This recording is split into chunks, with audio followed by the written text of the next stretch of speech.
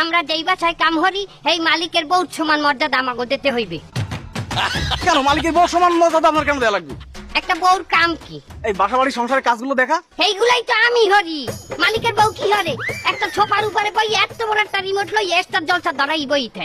আহা চাচি, তার জন্য তো আপনি একটা বেতন পান। আরে মিয়া, আপনি বুঝেন না, হুদা বেতনটাই কি আমাকে জীবনের সবকিছু? দেনা পাওনার সাথে আমাকে অধিকারের একটা বিষয় আছে না? আমাকে তো একটা অধিকার আছে।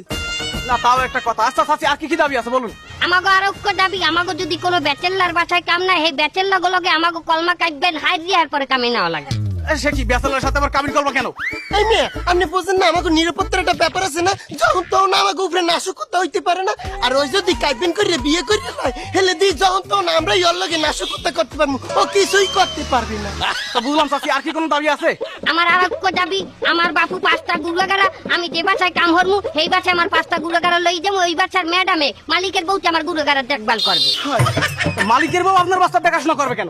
ওই মালিকের বউ হ্যাঁ গুলাগারা হইবে শিক্ষিত আর আমার পোলাপান হইবে কুখ্যাত, সেটা তো হবে না। না, তাও একটা কথা। আচ্ছা চাচি, আর কি কি দাবি আছে বলুন তো? আমার দাবি দাবা আমি সবই খুললে কইছি, ইউ আন্ডারস্ট্যান্ড? প্রচেষ্টা না চাচি, ওরে আন্ডারস্ট্যান্ড হবে। আচ্ছা ওইটি। আচ্ছা চাচি, আপনাদেরকে অসংখ্য ধন্যবাদ।